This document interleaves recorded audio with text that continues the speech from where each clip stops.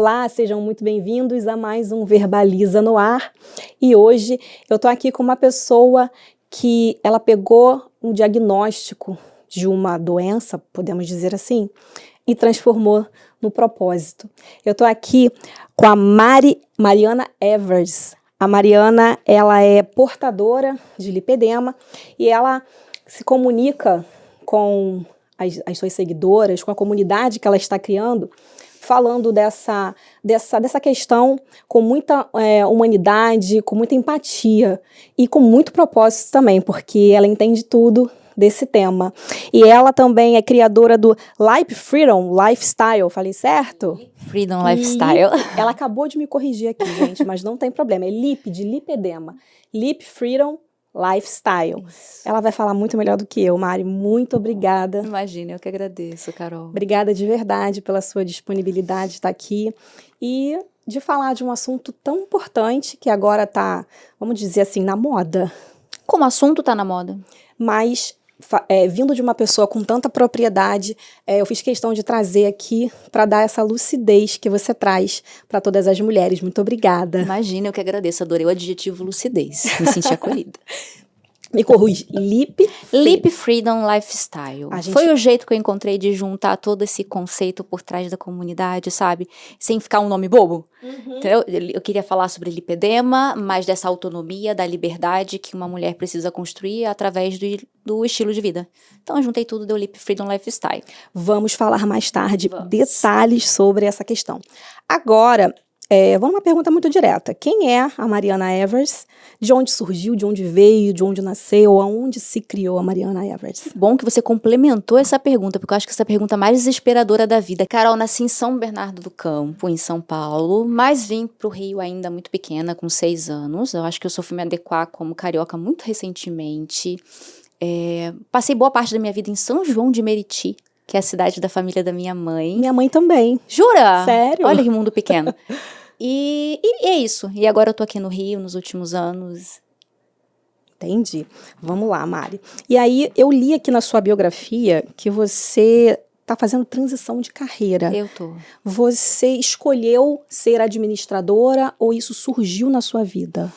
Eu nunca parei para escolher a minha carreira. Saiu do ensino médio, aquela coisa do momento de você decidir, eu não sentia segurança para tomar uma decisão que me parecia tão definitiva, sabe? Primeiro que eu já saí do ensino médio um pouco quebrada emocional e psicologicamente. Segundo que eu não me sentia madura para projetar a minha vida lá na frente, imaginar qual é a profissão que me identificaria, aquela coisa de quando você é criança, tipo, o que você vai ser quando você crescer? Me parecia que uma profissão me definiria como pessoa. Entendi. E eu não conseguia me encaixar dentro de profissão nenhuma. Fui vivendo a vida. E já lá na frente, com 26 anos, eu caí por acidente dentro de um órgão público.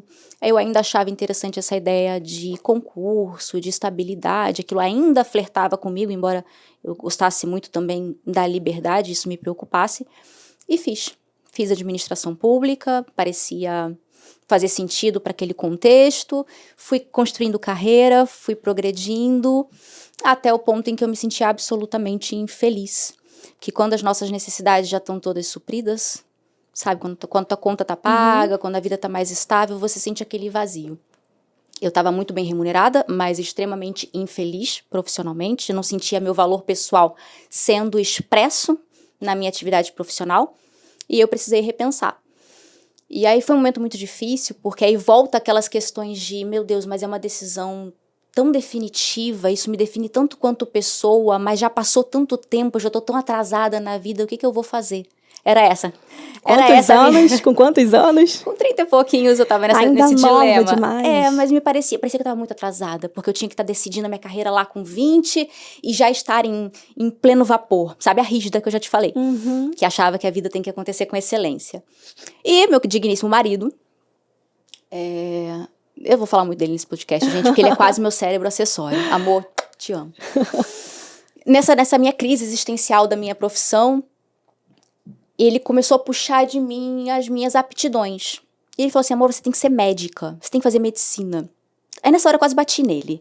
Porque quem é que acha que fazer medicina é uma opção fácil, assim, sabe? Tipo, não, eu vou fazer medicina. Rechacei na hora, mas plantou a semente do fato de que a aptidão para a área da saúde existia em mim desde lá do ensino médio. Minha formação no ensino médio foi na área da saúde, eu não quis seguir, nem eu sei direito mais por quê. E a gente foi resgatando de mim qual seria esse caminho natural para mim, sabe? Que profissão já fazia parte de quem eu sou? Aí quando eu descartei medicina, porque me parecia algo muito, muito difícil, muito inalcançável, o Carlos também me resgatou a questão do fitness. Tipo assim, amor, tudo bem, medicina você não quer, acho você uma boba, é a frase dele também, mas, então, puxa, você é tão nutricionista aqui em casa, você sabe tanto de alimentação, você saca tanto de treino. E aí me fisgou por essa questão de, é algo que eu já sou, então é um caminho que já tá andado. E aí eu comecei as faculdades de nutrição e educação física.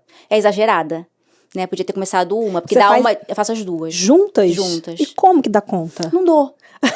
Porque assim, eu dou conta das faculdades, mas eu não dou conta de mim, aí eu tenho que dar conta um pouquinho do amor, aí eu tenho que cuidar do meu lipedema, aí eu tenho que cuidar do... Entendeu? Entendi. Então, sim. Então, o Carlos, foi um dos... Foi o principal incentivador de tudo isso. Sempre, tá? Ele é muito meu incentivador e eu sou muito grata por ele. É porque, assim, às vezes o que falta pra gente tomar coragem de tomar decisões é você sentir que existe um suporte ali. Por mais que seja um suporte que eu vou chamar de teórico, sabe? É um suporte, alguém que você saiba que vai estar ali pra co-sustentar qualquer decisão com você. Eu acho que o papel de um marido, de um parceiro, é justamente essa. Eu sou bem assim também. A decisão é minha. É a minha vida, porque uma coisa que eu aprendi lá atrás, né, eu já fui casada antes do Carlos, no divórcio, foi que toda decisão da minha vida teria que ser baseada em mim. Mas ainda assim, num novo relacionamento, numa nova construção de vida, ainda que seja baseado em mim, ter esse ninho para suas decisões, alguém que te acalme, que te coloque no colo como uma criança, para dizer assim, calma, olha só, você tem um berço de segurança para tomar suas decisões, foi definitivo para mim. E ele é a voz da razão, né? Entendi. Porque o nosso parceiro, o nosso marido, ele nos olha de fora. Ele conhece nossos defeitos, como nós conhecemos e gostamos de lançar à luz, sim, mas eles também têm mais racionalidade para ver também, sabe, as nossas aptidões, o nosso potencial, e ele lançou essa luz para mim. Então, assim, você conheceu o Carlos e aconteceu toda essa questão dessa sua descoberta. Então, eu vou voltar lá atrás. O seu primeiro casamento, então, não te auxiliou nessa questão, te deixou perdida. Sim. Quando eu casei, eu já conheci meu ex-marido nesse contexto de administração pública. Ele era concursado. Então, eu entrei justamente nesse fluxo de imaginar uma vida dentro dessa dinâmica de, olha, estuda, passa para concurso. Ele era concurseiro, acho que nunca passou no concurso. Ele é concursado do município que a gente trabalhava, mas acho que nunca passou num concurso melhor. Mas a gente ficou naquela dinâmica de galgar coisas dentro da carreira pública. Então, de algum modo, me empurrou para onde eu não queria ir. Entendi. Nesse aspecto. Eu entendo que foi muito importante esse período na administração pública para mim, tá? Porque a minha vida profissional, de algum modo, começou ali. Foi ali que eu virei adulta, né? Então, eu não cuspo no prato que eu comi, não. Amadureci muito, inclusive para perceber o que não era para mim. Quais eram as dinâmicas que eu não gostaria de entrar, sabe? Porque às vezes a gente vem com muitas aptidões para a vida, mas no exercício de nem todas elas vão nos fazer felizes. Às vezes é importante unir... Você chama muito de propósito, né? Unir essa aptidão com um propósito maior, com um significado maior, que é o que eu não tinha ali. Mas eu continuei. Eu já estava, né? É muito difícil você sair do que te dá segurança, do ambiente que você está confortável. Sim. E aí eu já tinha entrado nesse caos existencial, nessa crise de eu preciso de algo mais meu, até antes de conhecer o Carlos. O definitivo ali foi justamente aquele pulso firme para me dar apoio e falar assim, bom, a água bateu no bumbum. Você precisa tomar uma decisão. Vamos tomar uma decisão. E me dizer, jogar na minha cara as verdades que a gente precisa saber. Sim. Sabe?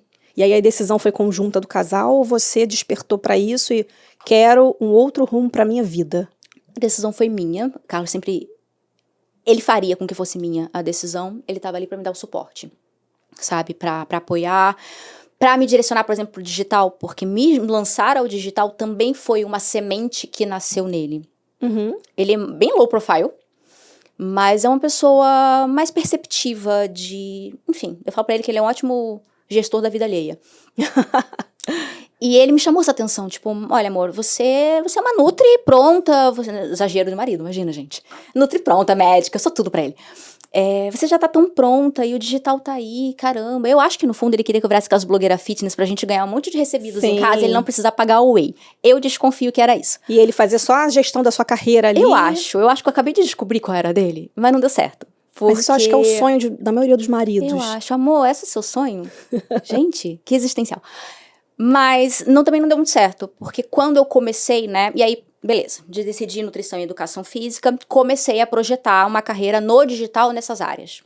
Porque a gente tem que encarar essa realidade de que a vida agora ela é muito mais digital do que clínica.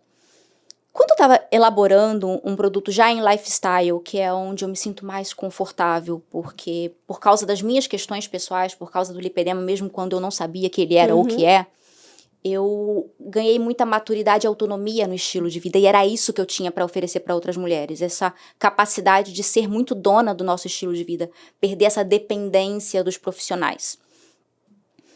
Só que quando eu parava para idealizar lifestyle para mulheres, eu percebia que eu não conseguia. Porque o lipedema é tão forte para mim, tá? Ele tá tão impresso no meu estilo de vida que era um limitador. Isso foi antes de você ter o diagnóstico de fato do lipedema? Eu tive diagnóstico, tratei, operei, e aí depois, tá? Essa transição de carreira começou a ser idealizada um pouquinho depois da minha cirurgia, tá? Então foi no curso de lipedema. E aí coincidiu, porque já estava ali naquela luta de transição de carreira, já tinha decidido começar a nutrição e educação física, mas eu estava passando por um período de autodescoberta meu com o lipedema, porque já tinha um estilo de vida muito regrado, já fazia muito bem a minha parte, já tinha feito 2 cirurgias e estava no tratamento clínico, e mesmo assim estava sendo desafiada por sintomas, por questões com ele que me deixavam muito insegura. Então eu precisava ir atrás de mais conhecimento, eu precisava sair do raso, e que já não era raso, mas é que ali eu percebi o quanto o estilo de vida para nós portadoras precisava receber atenção em pontos especiais. E aí eu mergulhei, porque eu sou muito exagerada nisso, eu mergulhei muito em conhecimento específico da doença. E aí, quando eu estava tentando bolar ou falar sobre estilo de vida, ou projetar algo em estilo de vida para mulheres em geral, ao mesmo tempo que eu estava muito imersa em lipedema, eu não conseguia. E eu vi isso como uma desvantagem a princípio. Tipo, nossa, como é que eu vou falar de estilo de vida? Ou como é que eu vou falar, se eu fosse pegar mesmo uma vertente mais fitness? Nessa época eu não tinha o resultado estético que eu tenho hoje, tá? Com o meu lipedema. Se eu fosse pegar uma vertente mais fitness, cara, como é que eu vou falar de fitness se minha celulite ainda tá aqui? Se eu não consigo ter, assim, uma alimentação mais flexível como a maioria das mulheres podem ter, sabe? Eu sentia isso como um ponto negativo meu. E não sei exatamente em que momento me caiu a ficha de que aí é que estava o diferencial e aonde o meu trabalho realmente seria ou poderia ser importante. Porque fitness por fitness, saúde por saúde, a gente já tem bastante. Sempre tem espaço para mais um, cada um tem seu jeitinho, sabe? Sua visão de vida, mas já tem bastante. Agora, será que a gente já falou o suficiente sobre esse estilo de vida pessoal da portadora, sabe? E aí eu redirecionei. E aí você decidiu nichar e deu no que tá, assim, excelente. São conteúdos que o que eu achei muito legal é que são conteúdos que uma mulher leiga, ela vai entender e ela vai se identificar. E uma mulher que já tem lipedema e já trata, ela vai continuar ali, porque aquilo ali está alimentando ela de uma forma benéfica, né? Não é um conteúdo raso, um conteúdo... não é qualquer conteúdo, digamos assim, porque isso também tem muito na internet. O meu desejo era justamente esse, Carol, e foi o meu grande desafio, como fazer um conteúdo mais profundo, mas que ao mesmo tempo tivesse identificação, e o que eu queria conquistar nessas mulheres era o brilho no olho para ir além. Não é para consumir mais dicas rápidas. Gente, dica rápida é uma delícia, mas elas são rasas. Sim. Entende? Você capta aquilo ali, às vezes você nem chega a internalizar aquela realidade, você não projeta aquilo na sua vida, é entretenimento. Diquinha acaba funcionando como entretenimento. E a gente está numa plataforma, né, meu trabalho no Instagram é uma plataforma de entretenimento, então meu grande desafio é conseguir justamente isso. Puxar essas mulheres para o valor dessa busca pessoal delas. Entendi. De sair mesmo do raso. Gente, vai estudar, vale a pena. Vale muito. E lá atrás, vamos voltar no seu diagnóstico. Você sempre percebeu que tinha algo diferente, mas antes de descobrir de fato, o que você pensava? Você pensava que a sua perna era assim e você tinha que se contentar com isso? Biotipo. né? Aquela história do biotipo. Contentar é uma coisa que eu nunca consegui. Eu sempre falo assim, eu sou extremamente vaidosa.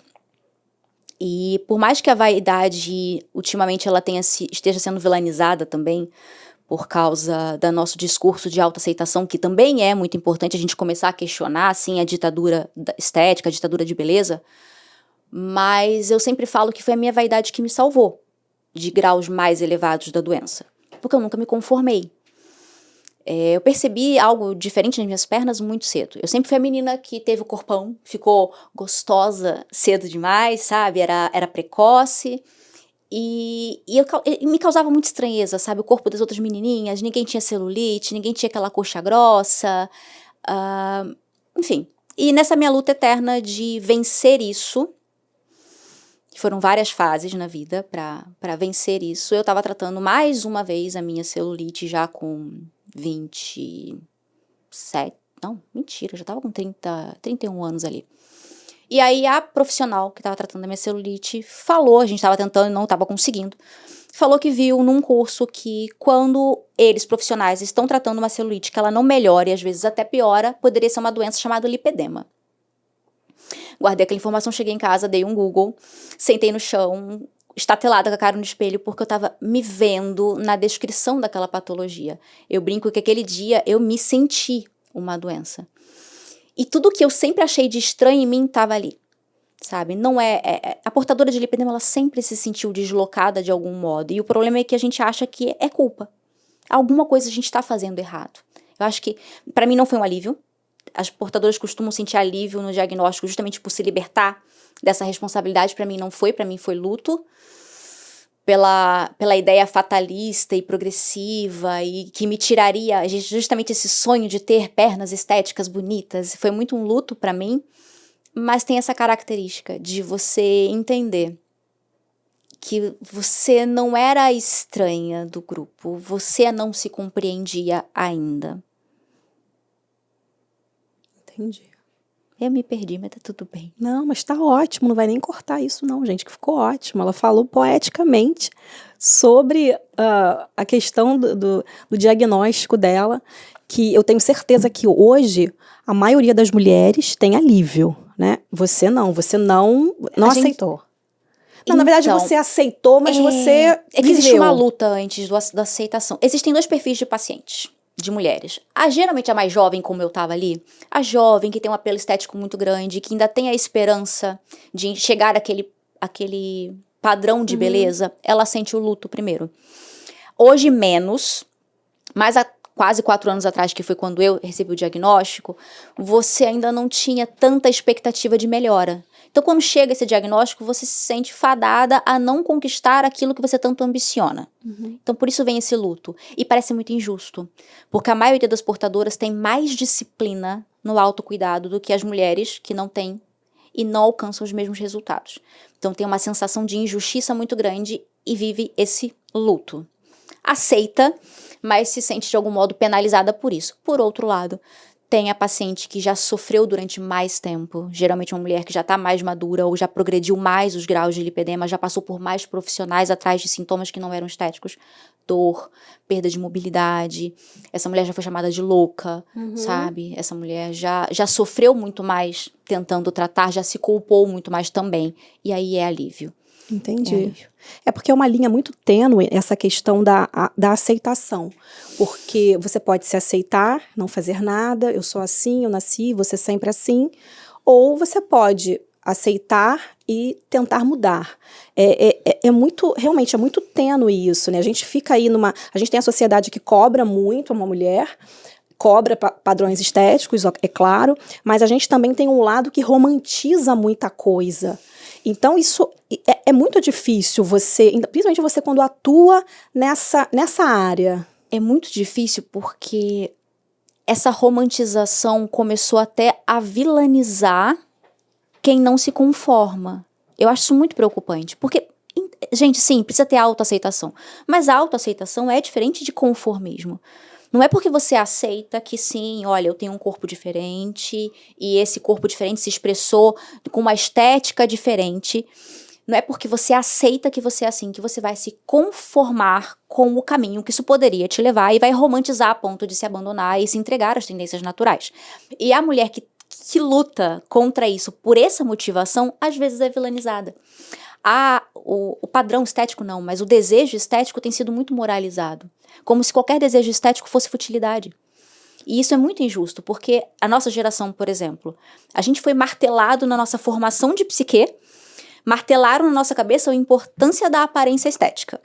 E aí a gente vive quebrada uma adolescência inteira, uma juventude inicial inteira por causa disso, e do nada nós não podemos mais nos preocupar com isso. A gente não tem mais o direito de buscar uma expressão estética que pra gente pareça adequada, por mais que a gente entenda assim que isso foi plantado em nós, mas a gente parece que perdeu esse direito. Agora a aceitação, ela tá sobre tudo. E isso é um dos pontos que eu vejo de romantização. Só que essa romantização também leva ao abandono. Porque não é só uma questão estética. Você pode me dizer que você não se preocupa com a estética do seu lipedema e tá tudo bem se você se amar com ele ali do jeitinho que ele é. Seria o ideal sim que fosse assim para todos nós. Mas e a questão de saúde? Sabe? E a base disfuncional que levou o seu lipedema a progredir? Você vai cuidar pelas questões de saúde, já que você não se importa com a estética? Responde aí você que tá vendo. O que você acha disso? Realmente, é muito, muito além de estética. É um papo bem profundo isso daqui, não é futilidade, não é papinho de mulherzinha, não, é papinho de mulherzinha sim, mas é algo muito sério que vai muito além do que alguns furinhos na perna, enfim. Vamos lá, vamos para Ditacuja, vamos falar a lipedema, o lipedema. O lipedema, gente. O lipedema. Eu tô perguntando isso porque, como eu falei pra você, é algo novo pra todo mundo. É novo pra mim. A gente tava conversando ali nos bastidores e eu comentei com ela que assim que eu tive minha filha, eu jurava que eu tinha lipedema porque eu estava 18 quilos acima do meu peso. Não, eu tenho isso porque eu via um monte de informações rasas na internet, um monte de gente que, na verdade, se bobear, nem tem, mas dizendo que tem pra poder gerar ali um corte, um conteúdo. Acontece. E eu falei, eu tenho esse negócio.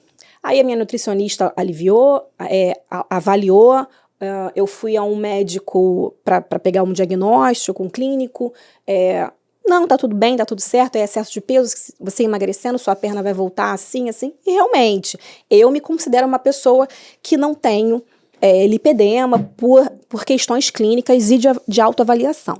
Mas uma moça que está lá em casa agora, vendo aqui a gente, se olha no espelho e vê a perna gordinha. Ela tem lipedema? Vai além do espelho. Não tem como você avaliar o espelho pela aparência estética que as suas pernas têm nesse momento. Primeiro que lipedema vai muito além dessa manifestação na gordura.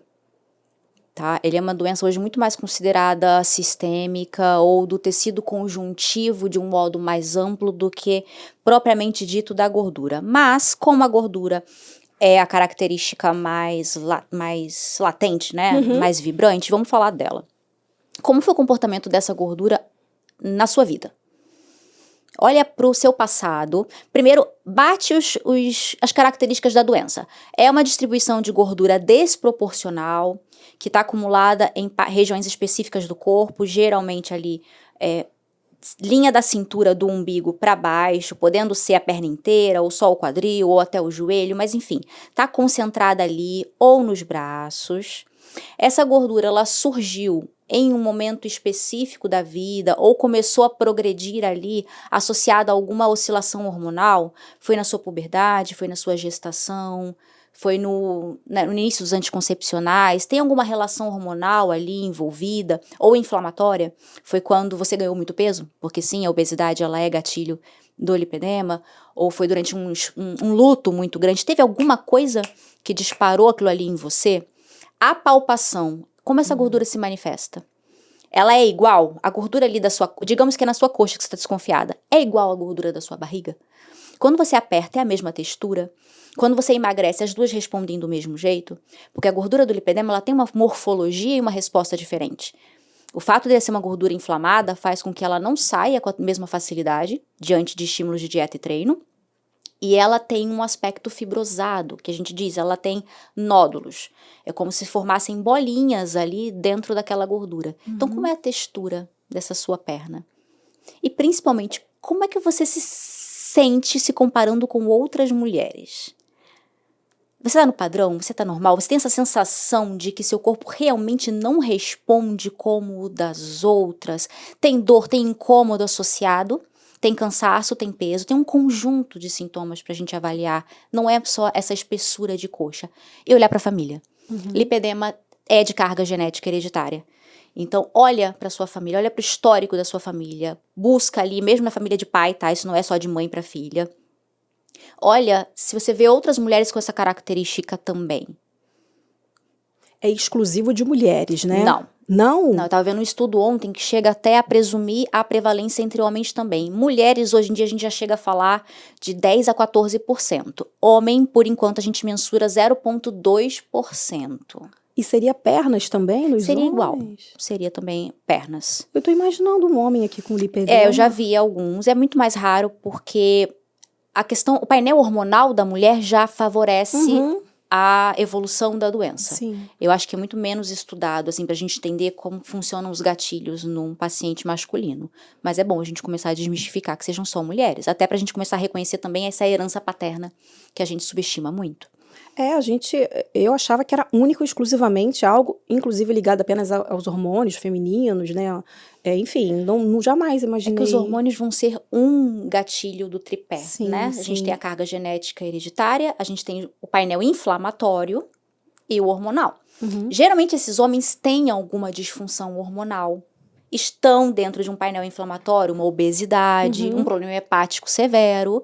E, obviamente, tem essa carga hereditária muito forte De repente, também. alguma baixa de testosterona. Sim, alguns casos que foram documentados tinha uma alteração relativa entre os níveis de progesterona e estrogênio. Então, vamos, a grosso modo, dizer que o painel hormonal desse homem estava mais parecido com o painel hormonal típico de uma mulher. Entendi. E aí, esse seria o problema. Pra gente é muito fácil essa expressão hormonal. Pra eles, mais difícil. Pra gente, muito fácil. Mal comparando, deve ser algo bem mal comparando, como ginecomastia, né, nos homens, os homens que tendem a ter aquele... Sim, né, uma que é resposta anormal a níveis de estrogênio, Entendi. sim. E aí, tá, vamos lá. Vou voltar aqui, vou falar sobre a sua transição. Aí você deixou a administração e tá agora fazendo educação física e nutrição. O que te chancela para falar, além de ser portadora, o que te chancela ainda mais para falar sobre o lipedema.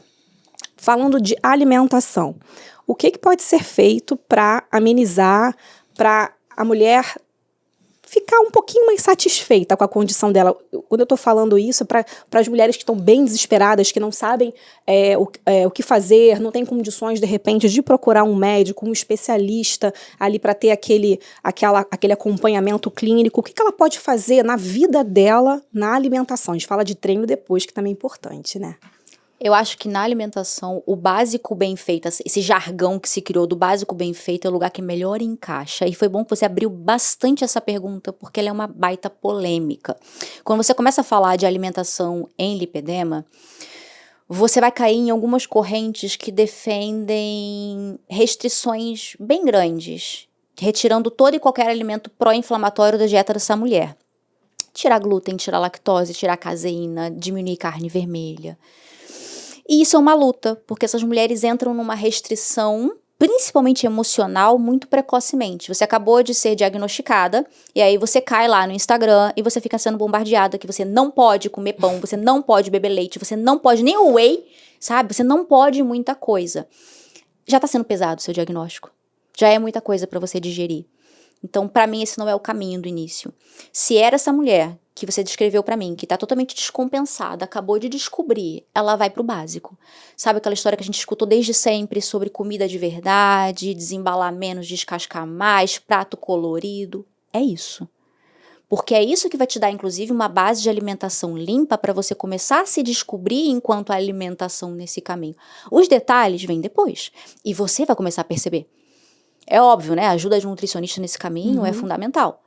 Mas esse processo de você voltar às origens do corpo humano, tentar se ligar mais o que é natural pra gente, se industrializar menos e ir observando. E tentar não pirar. Porque quando a gente recebe o diagnóstico, a gente entende que a alimentação pode ser um gatilho, a gente acha que tudo é alimentação. O problema dessa demonização é que tem algo mais primitivo e natural do que se alimentar. E a gente está trazendo um nível de medo para a mesa.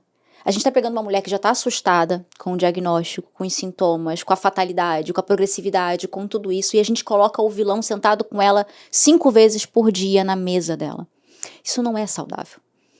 Sabe, essa postura de você terrorizar e vilanizar a comida, eu acho que é uma das que a gente foi mais vítima nesse período. E não levou ninguém a lugar nenhum. Porque as mulheres tiram tudo, viram as monjas lá da alimentação infeliz. E daqui a pouco elas chutam um balde. E elas vão para o outro extremo. Porque elas se sentem tão castigadas, tão penalizadas por não poder nada, e elas começam a culpar o lipedema delas, como se o lipedema fosse o culpado por elas não poderem comer o pãozinho, comer o açúcar, comer... Não é que você não possa, não deva se importar com a alimentação. Ela é base do tratamento. Mas a atitude diante disso precisa ser diferente. É uma reconexão com o seu corpo. O propósito ali por trás, sabe, de você ajustar a sua alimentação, é que foi distorcido. Entendi.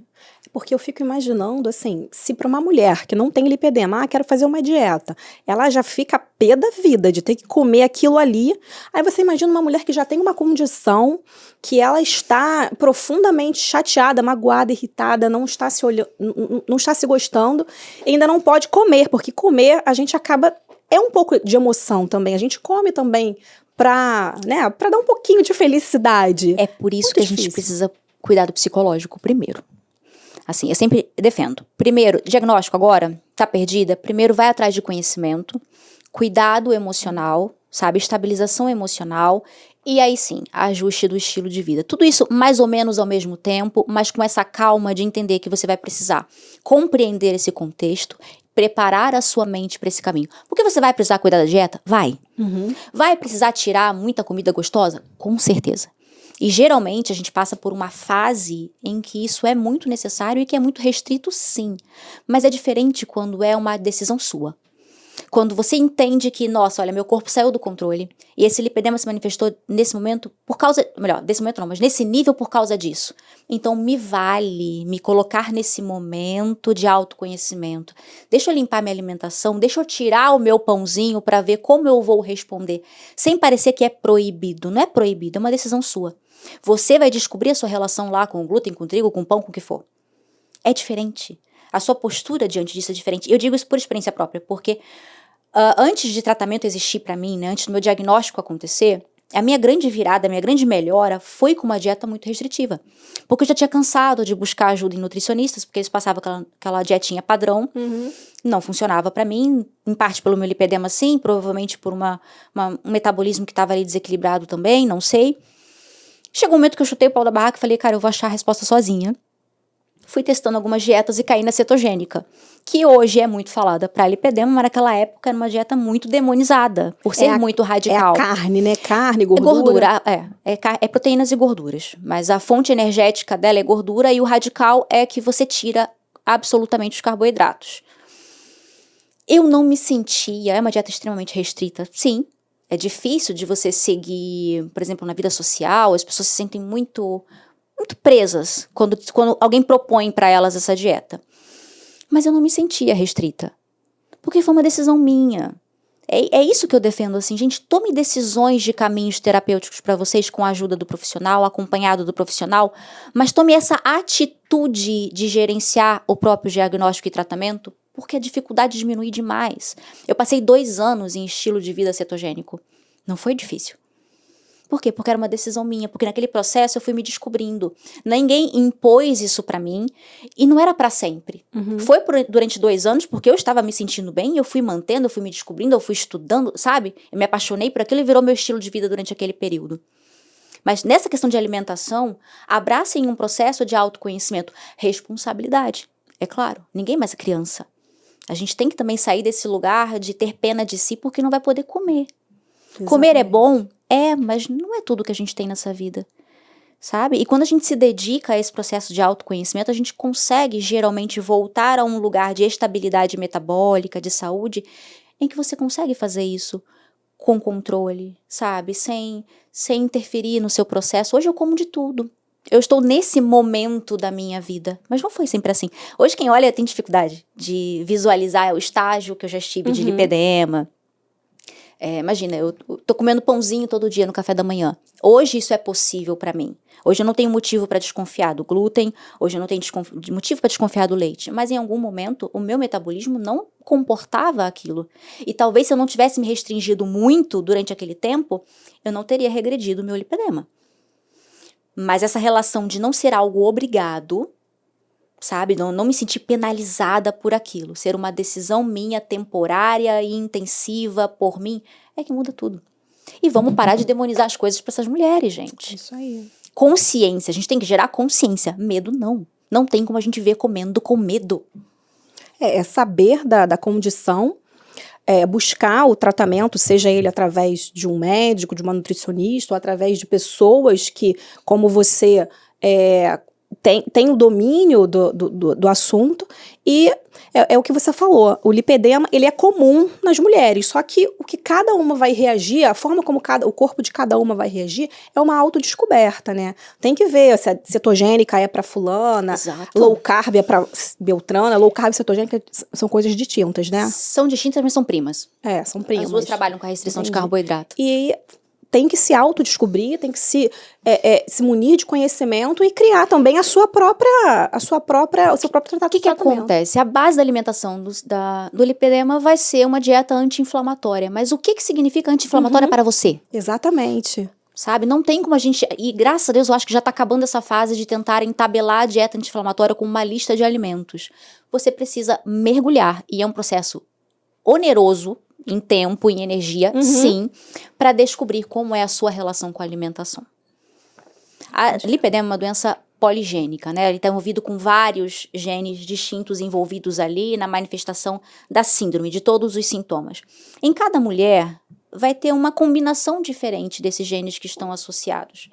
E isso já mostra que até dentro da doença, cada uma de nós vai ser diferente. Imagina o restante do painel biológico, sabe? Então, é olhar menos para fora. Menos para fora. Para fora, a gente olha para colher informações e ver se elas se encaixam com o que a gente está achando aqui dentro. Eu sempre vou defender autoconhecimento nesse sentido. E a gente não precisa ser profissional para isso. A gente fica terceirizando o autoconhecimento como se saber de saúde, sabe, saber de bem-estar, quando ele é nosso, seria obrigação ou responsabilidade exclusiva do profissional. Você tem plena capacidade de entender como o seu corpo reage a cada alimento. Você não precisa de mim que estudo nutrição. Você é a dona do seu corpo. Ninguém vai ser capaz de se comunicar e escutar melhor ele do que você, desde que você tenha se colocado nessa posição. Exatamente. Eu sei exatamente o que me faz mal. Por exemplo, eu amo salame. Eu como salame, a minha barriga faz tum. A minha cara faz tum. Não só salame, linguiça, presunto, Embutidos. peito de peru. Isso. Eu acho que eu preciso ser bem responsável aqui, porque eu tô defendendo esse autoconhecimento, mas tem coisas que vale a pena qualquer um tirar. Sim, isso Tipo, vale muito a pena. Entendam que eu tô falando dos extremos. Sim. Não se preocupar com pão, leite, se esse não for um problema muito flagrante pra você e você ainda estiver ali comendo besteirinhas no dia a dia. Eu acho que eu consegui deixar claro que é sobre retornar, né, ao básico. Mas tem coisa que não é pra ninguém. Álcool embutido, o açúcar, infelizmente assim. Açúcar, entendo que algumas pessoas vão tolerar uma quantidade pequena de açúcar durante o dia, mas também não é bom pra ninguém. Vamos fugir dos extremos no início, fuja do terror no início. Se cada um realmente se conhecer e se policiar nessa questão, foi o que eu falei do salame, por exemplo, eu sei que me faz mal. Aí de vez em quando você tá ali tomando um vinho, alguma coisa, vem um salame fatiado, eu olho pra ele e falo, vai me fazer muito mal, eu tenho a opção de comer ou não. Quando eu como, é batata, inchaço. Não só o salame, mas tem algumas outras coisas. O molho shoyu, por exemplo, de japonês, de comida japonesa. Sentar em restaurante japonês, eu já sei. Amanhã eu tô um sapo boi. De tão inchada. Essas mulheres, elas costumam ser muito frágeis mesmo, né? É muito comum você encontrar sensibilidades muito mais simples à alimentação. E é isso que às vezes dói nelas. Porque o que você não consegue fazer com salame e vinho, algumas não conseguem fazer com uma comida do dia a dia. Tipo um bolinho, sabe? Um copinho de leite quente, sabe? São mulheres que não conseguem sair para comer sem ter que ficar pensando ali o tempo todo, nunca conseguem tomar esse vinho que você tá falando. Então é por isso que elas sentem muito peso. Elas se sentem muito vitimizadas, assim. Mas há esperança. Porque quando a gente estabiliza esse organismo, sabe? Quando a sua base tá muito limpinha, quando você já conseguiu encontrar aquele lugar ali de equilíbrio, ele volta a tolerar de vez em quando. Vamos lá. O lipedema de uma mulher magra, magrinha, a mulher magrinha pode Sim. ter lipedema. Sim. Ele é o mesmo de uma mulher gordinha, obesa? É o mesmo ou elas vão ter que seguir o mesmo caminho ali? Você acha, assim, não o mesmo caminho, mas basicamente é a inflamação também? É a mesma doença, é a mesma base, mas vai estar em níveis diferentes e, portanto, as abordagens, estratégias e intervenções precisarão ser diferentes. Não é mais fácil para nenhuma e nem para outra, né? Ou é? Eu acho que seria hipocrisia dizer que não é mais fácil para magra. Porque assim, não existe lipedema avançado sem sobrepeso associado. Toda mulher que avançou um lipedema precisou ter um sobrepeso ali que se associou. Então, o fato dessa mulher ser magra segura um pouco a progressão. Então, não tem como dizer que não é mais fácil. Mas não significa que não seja muito desconfortável, que não doa, que não traga limitações e que não mereça a atenção também no tratamento. A mulher magra, ela tende a ser mais displicente depois do diagnóstico. Justamente porque não chegou... o acometimento não é tão grande, ela não se sente tão imbuída a se cuidar quanto a mulher que chegou ao extremo. Uhum. É muito difícil também. Entendi. Eu fico pensando, uma mulher magrinha que tem lipedema, eu não sei o que pode ser falado para ela, alguém pode falar, você tem que emagrecer, ela já é magrinha, e ela vai fazer dieta para emagrecer, e ela vai emagrecer os braços, o rostinho, e a perna vai continuar igual lá daquele Mas ela não jeitinho. tem que emagrecer. Ela tem que desinflamar. Provavelmente, mas vão falar pra ela que ela tem que emagrecer, né? Vão. Ou ela vai acreditar nisso, mas é essa visão ainda de achar que lipedema é só gordura. A gente tá num trabalho muito grande pra desmanchar essa imagem, sabe? Entenda o lipedema como uma reação inflamatória do seu organismo. Então, se ele tá pequenininho porque você é magra, continua sendo um alerta do seu corpo que está inflamado, sabe? É uma questão sistêmica. E essa mulher magrinha, ela vai precisar desinflamar. Primeiro, ela vai procurar na alimentação, porque geralmente uma mulher que inflama muito pela boca, magrinha, sabia? Porque ela não engorda. Então, ela não costuma cuidar da alimentação. É a mulher que come pãozinho todo dia, que come açúcar todo dia, que bebe com um pouco mais de frequência. E como isso não ficou grande, não ficou evidente, ela nunca se sentiu motivada a cuidar dessa área. Mas é um lipedema que, quando estabilizado, imagina, ele é mais fácil, sim.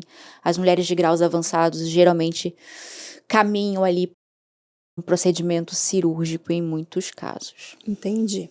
A gente vai falar de cirurgia daqui a pouco. Sim. A gente falou de alimentação, agora vamos para o treino. Treino na academia para lipedema. A mulher tem lipedema, ela vai chegar lá no salão de musculação da academia dela, aquela academia cheia de gente, os professores ali. Eu tenho lipedema. Você acha que isso vai fazer diferença? Os professores estão preparados para isso? E como é que tem que ser esse treino para essa mulher? É treino de força? Ela tem que correr? Ela tem que pegar peso? Porque eu penso, ela já tem ali uma condição bem inflamatória. Eu não sei se de repente algum de muito impacto pode causar algo ainda pior para ela. Não, os professores não estão prontos e eu sugiro que essa mulher se prepare antes. É mandatório o treino de força. Essa mulher precisa criar massa magra.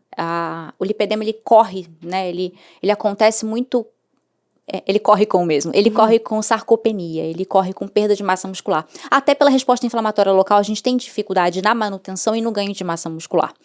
Então, essa mulher precisa do treino de força, mas sempre vai precisar respeitar a individualidade daquela mulher naquele momento. Não existe certo e errado para lipedema na atividade física, que é uma outra luta que a gente tem muito, porque por você precisar respeitar essa condição mais frágil e inflamatória, se veiculou muito, se ventilou muito que o lipedema precisava de treino leve, que precisa evitar treinos de impacto. Beleza, o que é impacto para você, Carol?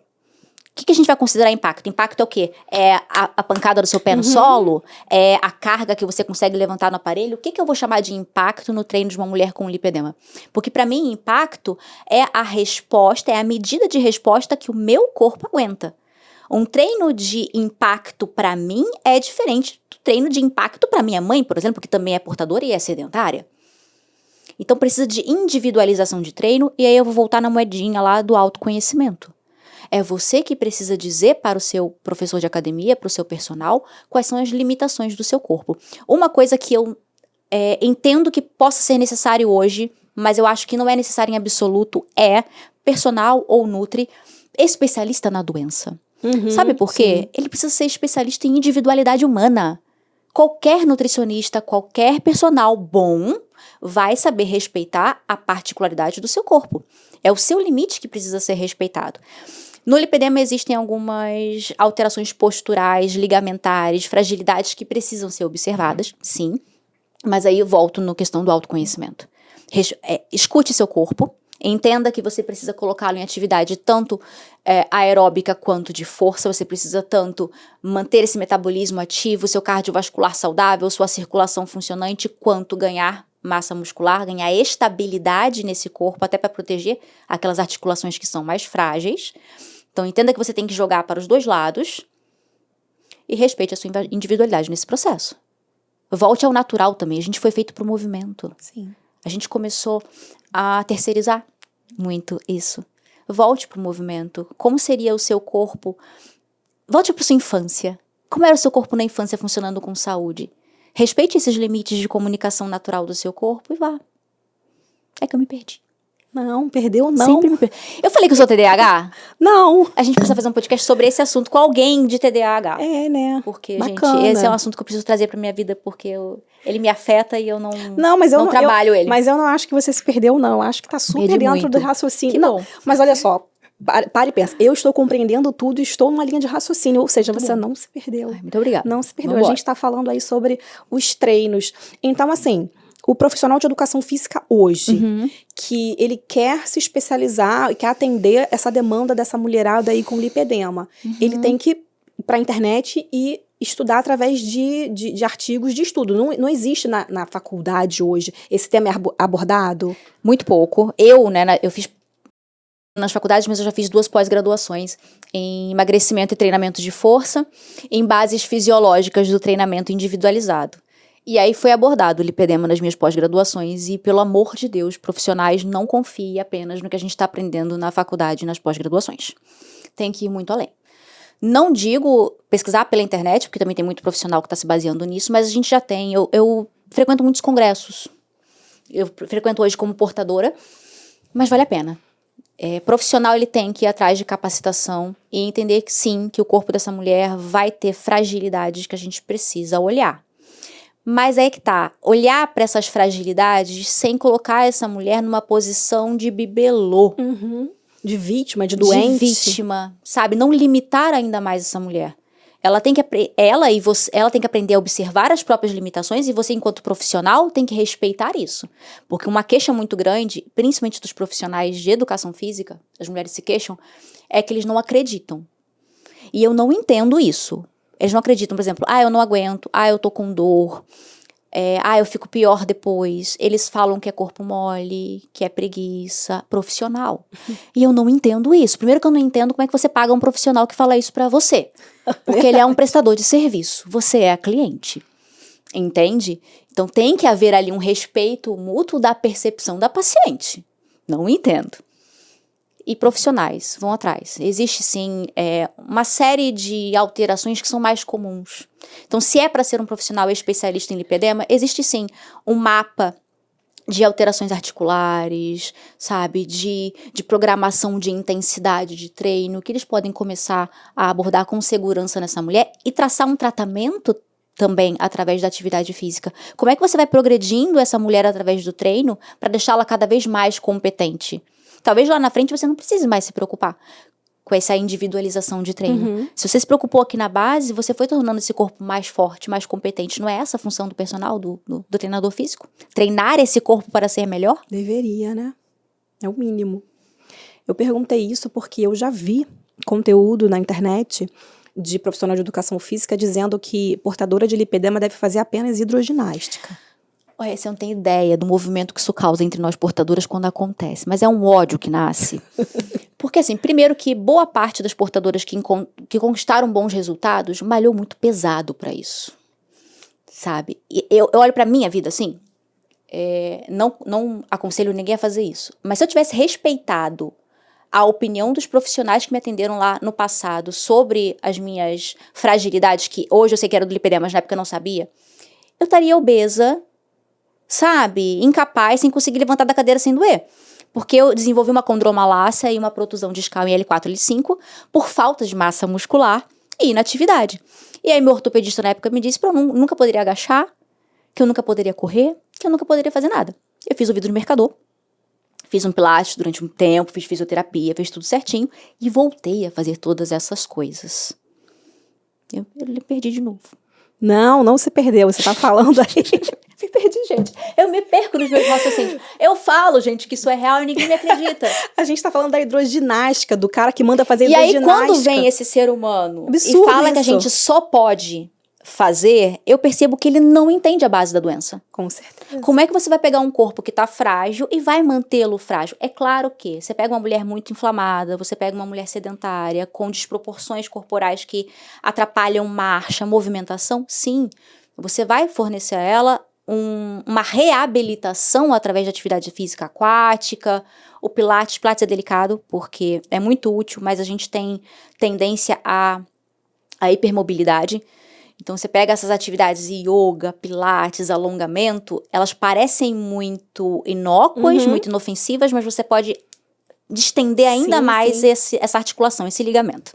Enfim, então movimenta muito, tá? É uma coisa que mexe com os nossos ânimos, assim, porque parece que joga um pá de cal no nosso maior esforço, no nosso maior orgulho.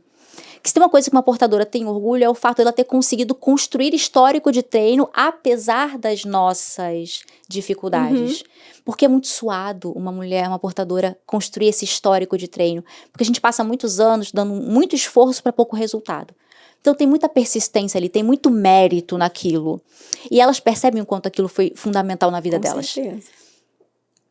Na verdade, eu acho que esse profissional que fala esse tipo de coisa da hidroginástica, ele já padronizou ali a portadora de lipedema como uma mulher com acima dos 40 anos, obesa, sedentária. Ele tem aquela imagem daquela mulher ali que está sentada na cadeira toda cheia de dor, que nunca fez nada, e pega essa mulher. O que vai fazer com essa mulher? Bota ela na piscina, que ela vai ali brincar e vai se mexer. Eu acho que esse é o pensamento, só pode ser isso. Eu não entendo, eu te juro, assim, só é muito pode difícil ser. Pra mim.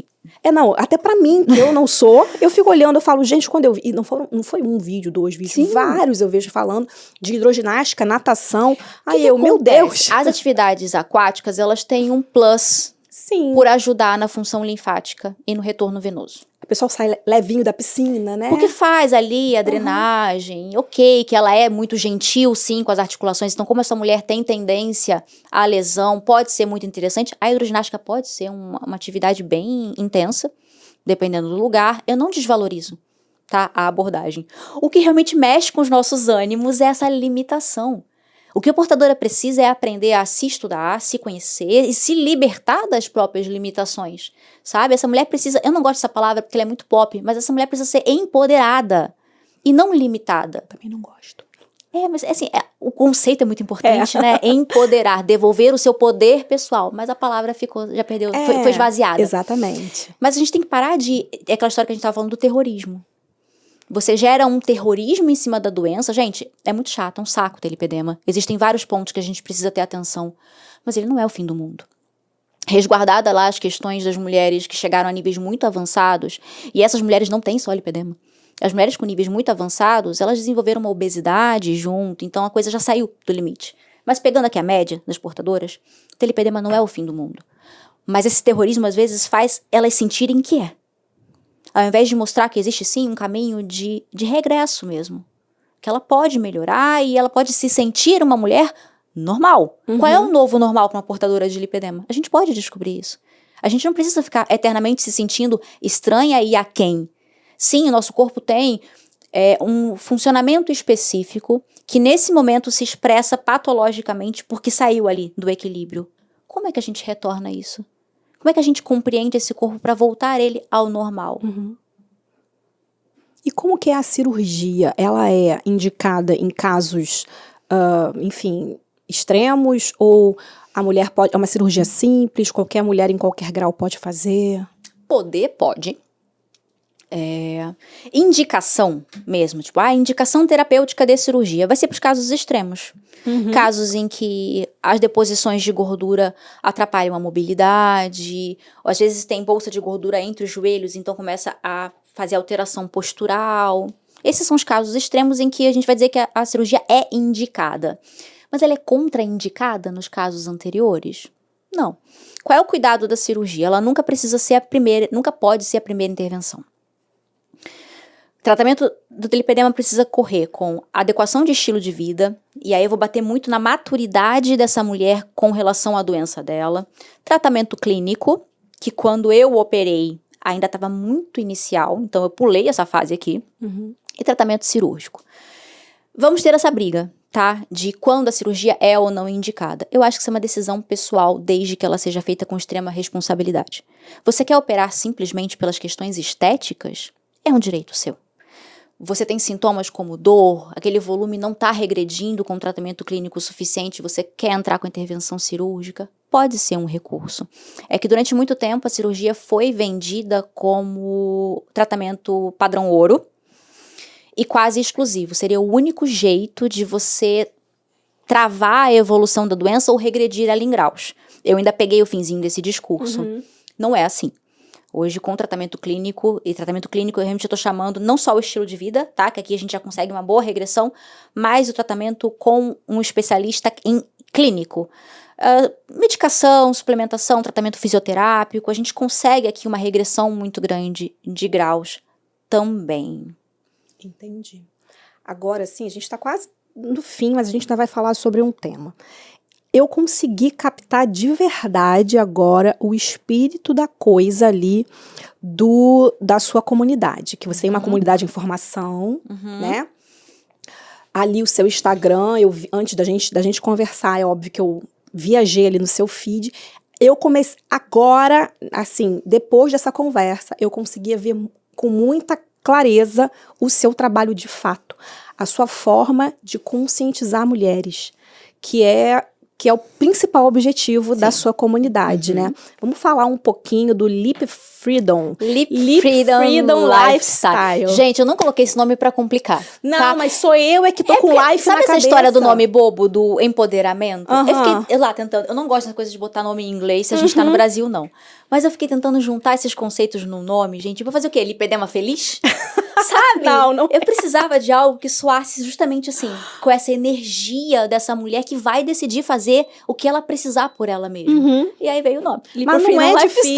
É uma questão assim, porque eu botei lipe na minha cabeça, falei, não, porque é lipedema, então é Lip Freedom Lifestyle. Me fala sobre essa comunidade, o que as mulheres falam ali, que troca vocês têm ali dentro.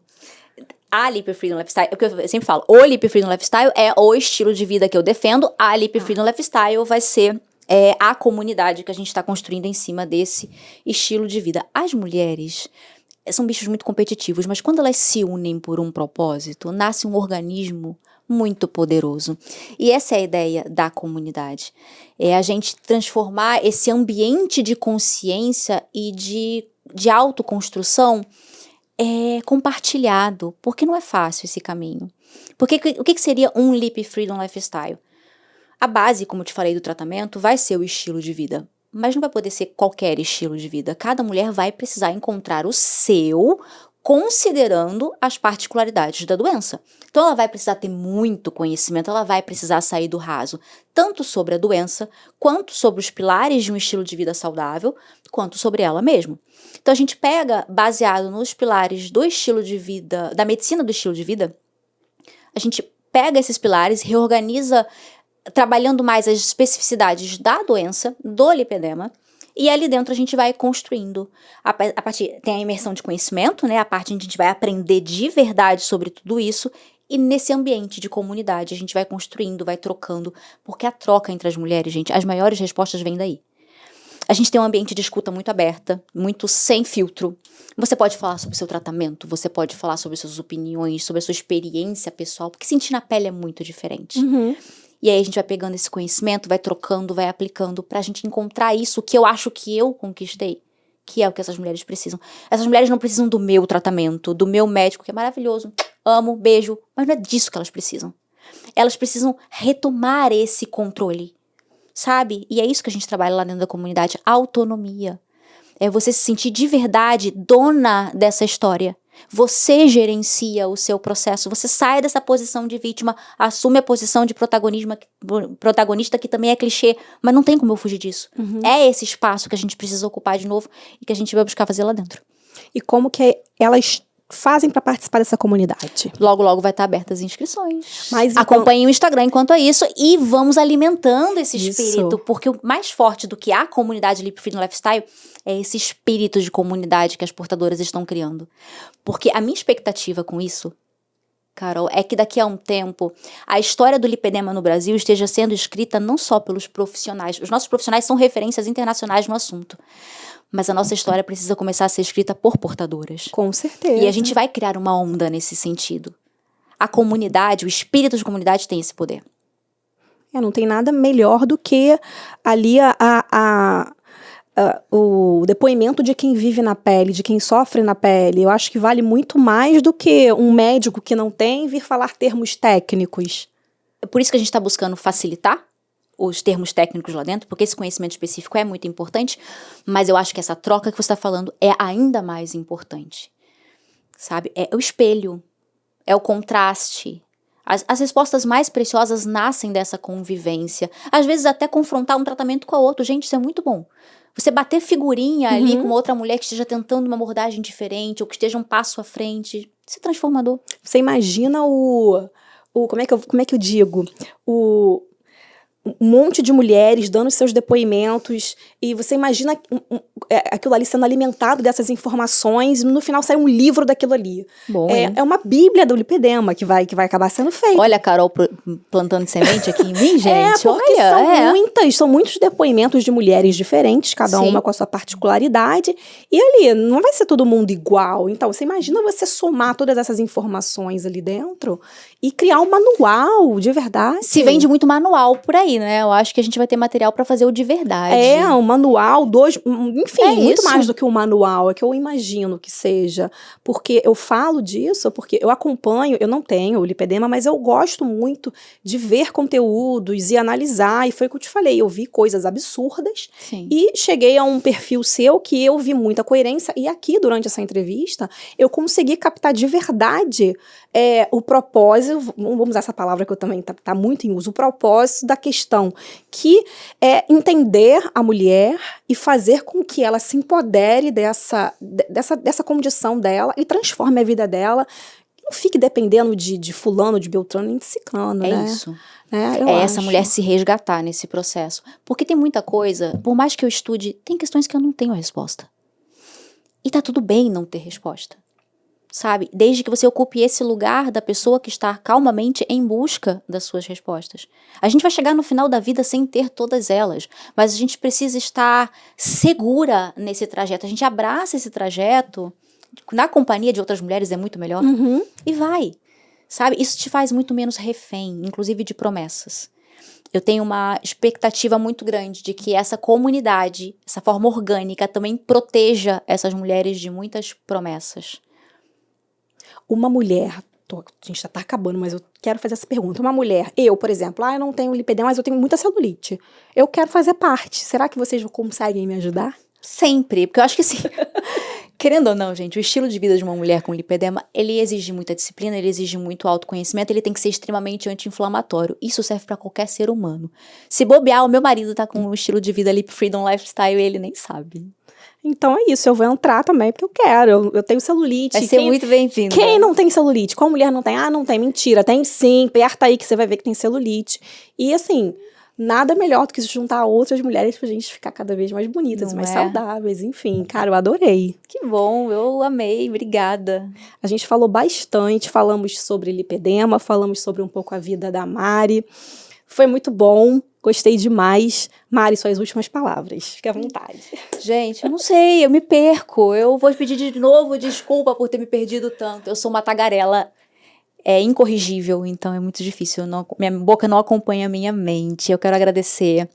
Muito obrigada, Carol, pela leveza e pelo espaço pra gente falar sobre esse assunto.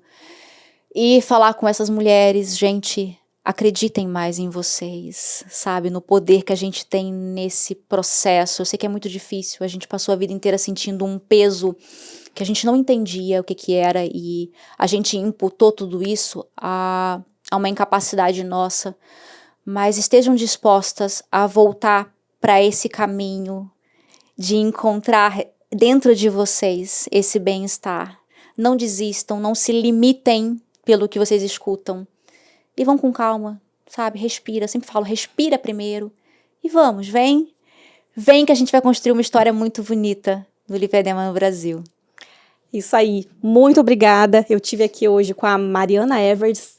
O @, dela é Mariana Evers. Sigam, vale muito a pena, gente. Siga, se você não tem, se você tem, siga a Mariana. É um conteúdo muito leve, muito informativo, um conteúdo de verdade. Ela faz com verdade e com muita propriedade. Ela estuda muito, é uma profissional altamente capacitada. Eu agradeço a sua audiência. Se você ainda não se inscreveu no canal, é só clicar embaixo, segue o canal, deixe seu like no vídeo e eu encontro vocês no próximo episódio. Um grande beijo, fiquem com Deus, tchau, tchau.